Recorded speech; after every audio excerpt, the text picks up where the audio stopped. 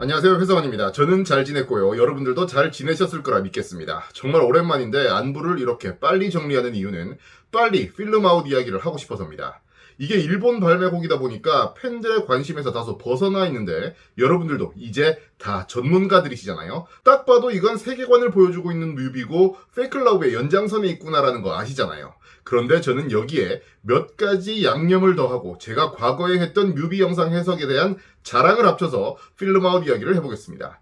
제가 뮤비 해석을 할 때 가장 중요하게 생각하는 게 뭐였나요? 오랜만이라서 기억이 안 나실 수도 있는데 뮤비 해석을 할 때는 영상에만 매몰되면 안 됩니다. 가사와의 연관성을 봐야죠. 오늘은 가사에 앞서서 제목부터 보겠습니다. 필름아웃. 저는 영어를 잘 못해서 번역기를 써봤는데 팝팝으로 번역해보면 무엇을 완전히 제거하다라는 이해할 수 없는 해석이 나옵니다. 가사와 전혀 연관성이 없거든요. 그런데 조금만 더 찾아보면 이런 해석이 나옵니다. 비디오 테이프나 디지털 파일에 담긴 이미지나 영상을 옛날 셀룰로이드 필름으로 옮겨 담는 것. 이 해석을 보는 순간 몇 가지가 찰떡같이 맞아 들어가더라고요. 필름아웃 가사의 주요 내용은 이렇습니다. 자꾸 네가 떠오르는데 만지지도 못하고 느끼지도 못하고 사라진다. 그래서 기억 속에서 너를 다 연결해서 그걸 방 안에 비춰보면서 사라지지 않는 너를 만난다. 뭐 이런 내용입니다. 자, 그러면 여러분들도 퍼즐이 대충 맞춰지시죠? 우리의 세계관 안과 밖의 멤버들의 기억이 비디오 테이프나 디지털 파일에 담긴 이미지나 영상이고 그 기억을 연결해서 방 안에 비추면서 사라지지 않게 하는 것. 그것이 필름아웃이란 제목의 의미입니다. 사실 좀 더 확실한 해석도 있습니다. 과거 화양연화 시절 뮤비를 보시면 세계관의 키를 쥐고 있는 진이 카메라를 들고 촬영을 계속하죠. B앨범 티저에서도 멤버 각자의 방을 계속 촬영하는 형태의 영상이 있었습니다. 요즘은 극장에서도 디지털 파일로 바로 재생이 가능하지만 과거에는 영사기에 넣기 위해 필름아웃을 해야 했었죠. 어쨌든 이 같은 필름아웃의 의미를 기반으로 이제 뮤비 속으로 갑시다. 뮤비는 크게 두 개 부분으로 나눠집니다. 시간이 거꾸로 흐르기 전과 후입니다. 그 순간을 계기로 뮤비의 질감이 완전히 바뀝니다. 사실 앞부분보다는 뒷부분에 훨씬 많은 이야기가 담겨 있습니다. 하지만 앞부분을 먼저 간단하게 정리하고 가겠습니다. 먼저 앞부분을 보시면 항상 보는 이미지들이 반복되죠. 뭔가 익숙해 보이는 방, 페이클러브에서 진이 있었던 방과 흡사합니다. 카메라의 앵글도요. 타임리프에 키를 쥐고 있는 진이 모든 멤버를 바라보는 모습. 진의 모래시계는 흐르고 있지만 정국이의 모래시계는 멈춰 있어서 시간이 다르다는 것을 보여주는 장면. 그리고 그 사실을 정국이는 알아차리죠. 네, 앞부분에서는 진의 시간여행을 정국이만 알아차립니다. 그리고 온 뮤비의 배경인 듯한 황야에서 거울을 사이에 두고 등을 맞댄 슈가와 제이홉까지. 필름아웃의 뮤비의 앞부분은 페이클러브 이후에 모든 앨범을 다 담아낸 듯한 장면들로 가득합니다. 마치 멤버들이 지나온 길을 정리라도 하듯이 말이죠. 네, 이 말 그대로입니다. 뮤비의 앞부분은 페이클럽 이후 멤버의 상황을 정리하고 있습니다. 그러한 모습을 진은 또다시 제3자의 입장에서 바라보고 있습니다. 그리고 페이클럽에서 세상이 무너졌던 것처럼 진은 또다시 무너지는 세상을 막기 위해 시간을 되돌립니다. 진은 또다시 달립니다. 그렇게 시간여행의 문을 열지만 그곳에서 진은 수많은 다른 문들을 보게 되죠. 그 다음은 진이 다시 폭파된 방으로 돌아오는 장면입니다. 네, 진은 시간여행을 하지 않았습니다.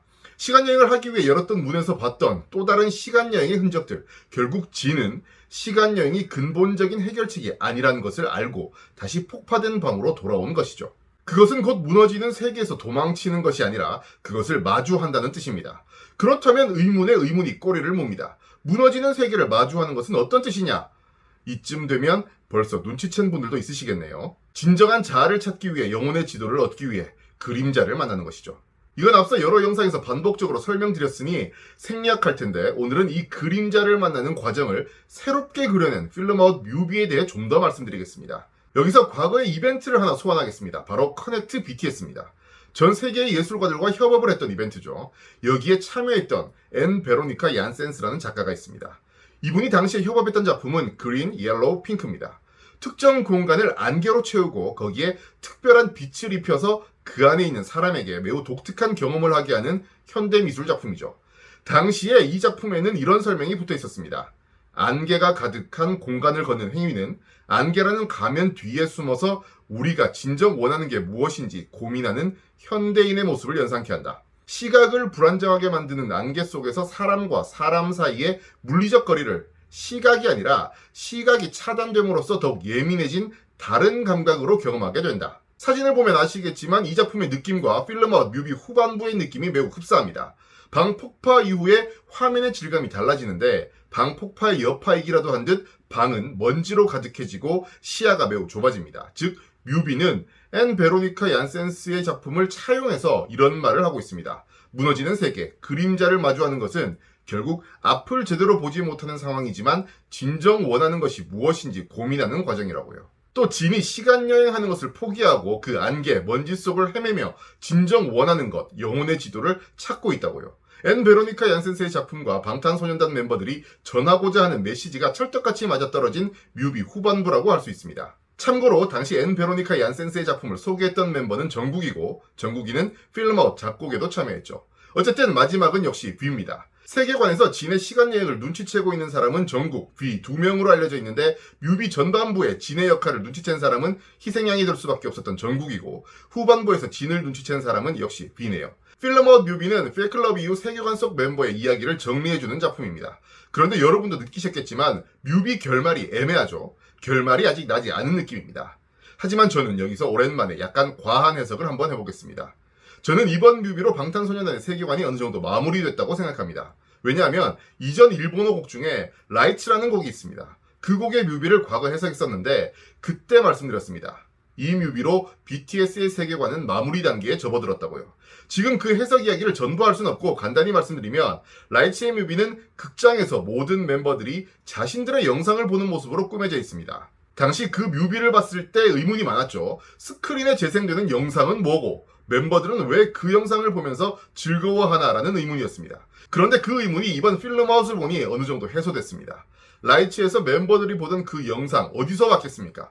그 영상을 스크린에 비추는 영상기의 필름은 뭐겠습니까? 제일 처음 제가 말씀드렸죠. 우리의 세계관 안과 밖 멤버들의 기억이 비디오 테이프나 디지털 파일에 담긴 이미지나 영상이고 그 기억을 연결해서 방 안에 비추면서 사라지지 않게 하는 것, 그것이 필름아웃이라고요. 그렇습니다. 라이츠에서 보던 그 영상은 바로 필름아웃 한 것들입니다. 라이츠 뮤비 해석에서 이 뮤비는 어느 정도 결론이고 멤버들이 소우주 가사처럼 어둠 속에서 빛을 찾은 것이라고 말씀드렸습니다. 필름아웃은 바로 그 빛들, 라이츠로 가는 과정을 보여주는 것이죠. 그래도 아직 조금 이상합니다. 이야기의 흐름상 필름아웃과 라이츠는 바로 이어지지가 않습니다. 제가 한번 말이 되게 이어볼게요. 팬클럽에서 세상이 무너지는 것을 깨달았습니다. 그걸 막기 위해서 지는 시간여행을 계속했죠. 그런데 필름아웃에서 시간을 계속 돌려봐야 소용이 없다는 걸 알게 됐습니다. 그러면 어떻게 해야 할까요? 새로운 해결책, 정답을 찾으러 가야겠죠. 그렇습니다. 영혼의 지도를 찾으러 갑니다. 그 과정은 어디에 담겨 있나요? 바로 맵 오브 더 소울 7 앨범에 담겨 있죠.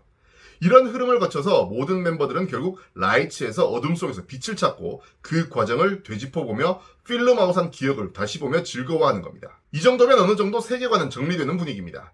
하지만 여기서 그칠 멤버들이 아니죠. 새 앨범이 나올 텐데 그 앨범에도 당연히 멤버들이 전하고 싶은 메시지는 분명 담겨 있을 겁니다. 그런데 세계관이 어느 정도 정리되는 분위기에서 세계관은 어떻게 될까요? 새로운 세계관을 이어갈 수도 있습니다. 왜냐? 사실 필름아웃 라이츠로 세계관을 마무리하는 것은 매우 아쉽습니다. 두 곡 모두 일본 발매곡인데다 앨범이 아니기 때문입니다. 그런 의미에서 새 앨범에서의 세계관은 마무리 부분의 디테일한 형태가 될 가능성이 있어 보입니다. 그 와중에 새로운 이야기를 다시 시작할 수도 있고요. 물론 다이너마이트나 B앨범 발매와 관련해 멤버들의 이야기를 들어보면 세계관에서 벗어나 편안하게 작업할 수 있어서 좋았다는 의견이 많았습니다. 세계관이 마무리 단계인 만큼 멤버들이 자유롭게 작업하는 앨범이 나올 수도 있지 않을까 싶지만 저 개인적으로는 전자의 가능성이 조금 더 높지 않을까 싶네요. 저도 굉장히 오랜만에 여러분들을 만났습니다. 그 이유가 뭐겠습니까? 다이너마이트 B앨범 보시면 알겠지만 해석이 필요가 없었습니다. 그만큼 더 많은 사람들이 쉽고 편안하게 접근할 수 있었죠. 세계관이나 메시지가 조금 복잡해도 위버스에서 멤버 인터뷰를 통해 시원하게 풀어줬습니다. 저희 역할이 점점 줄어들고 있지만 그만큼 더 많은 사람들이 좋은 음악을 들을 수 있게 되니까 기분은 좋네요. 그래도 어렵고 위버스의 멤버 인터뷰에서도 시원하게 풀리지 않는 것들이 생긴다면 그것을 제가 알게 된다면 저는 계속 여러분들을 만나러 오겠습니다. 새 앨범이 나오려면 또 여러 떡밥들이 던져질 테니까 금방 또 오겠네요. 그리고 빅히트가 잠실 주경기장 대관 신청했다는 거 아시죠? 새 앨범과 오프라인 공연이 또 준비되고 있습니다. 올해도 방탄 덕질하다 보면 순식간에 지나가겠네요. 여러분 건강하시고 오늘도 고맙습니다.